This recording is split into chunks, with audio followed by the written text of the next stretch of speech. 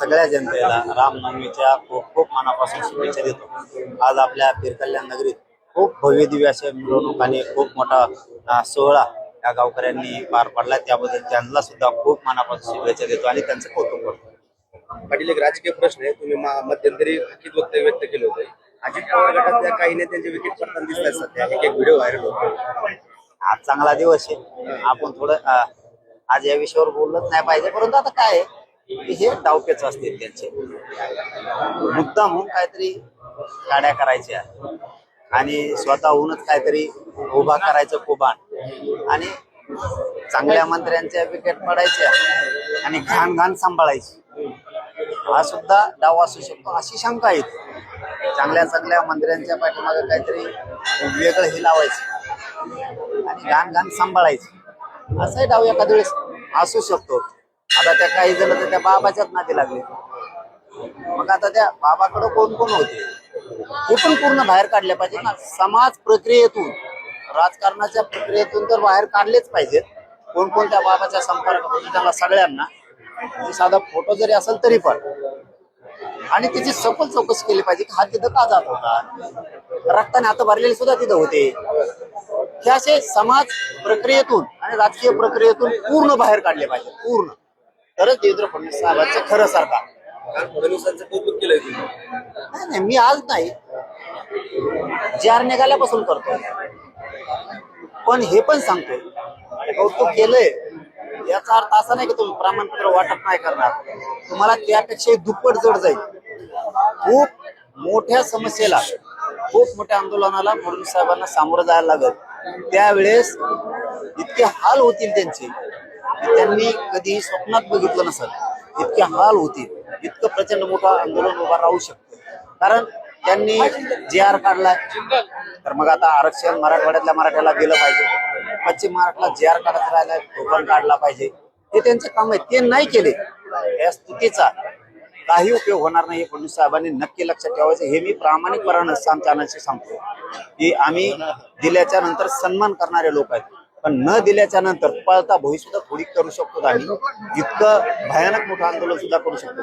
कारण नाराजीतून, रोषातून तयार झालेलं आंदोलन पुन्हा फडणवीसांना परवडणारा नाहीये, म्हणून त्यांनी स्वतःहूनच समाजाच्या जे आमचे प्रश्न आहेत ते तातडीनं सोडले पाहिजेत आणि मात्र दुसरंही काम केलं पाहिजे की त्यांनी उपसमिती बरखास्त करायला पाहिजे आणि मराठा आणि कुणबी मंत्रालय सेपरेट स्थापन केलं पाहिजे स्वतंत्र, कारण ही समिती असून काहीच उपयोग होईना आम्हाला, म्हणून आम्ही बरखास्त म्हणतोय। काही म्हणते का बरखास्त करा म्हणताय, कारण विखे पाटील काहीच काम करत नाही, त्यांना वेळच नाहीये काम करायला, त्यांना वेळ आहे ना, जे बिगर काम आहे त्यांना विशेष निमंत्रण देऊन बोलवायचं, याच्या वेळे मराठवाड्यात उपसमितीची बैठक लावून प्रश्न मार्गी काढायचा, याच्यासाठी त्यांना वेळ नाहीये, कुणबी प्रमाणपत्र किती दिलेत हे बघायला त्यांना वेळ नाहीये, त्यांना गॅजेटनुसार किती प्रमाणपत्र निघालेत याच्यात वेळ नाहीये, व्हॅलिडिटी का रोखल्यात, मराठ्यांच्या पूर आता नोकऱ्यात येत, शिक्षणात येत,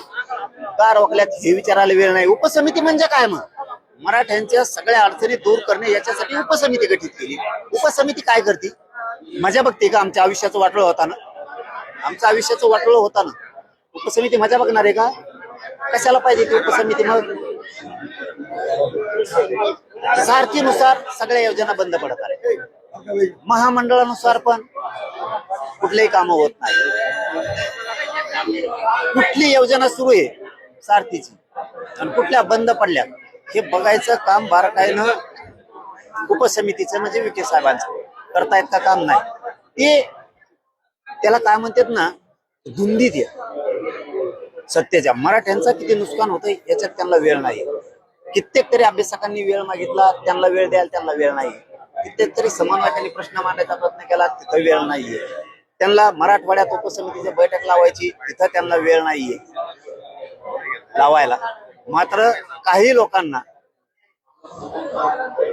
जे बदनामीकारक बोलते, कटर असते, अशा लोकांना विशेष निमंत्रण देऊन त्यांच्या मांडीला मांडी लावून बसायला आणि बसून जेवायला विखेंना वेळ आहे।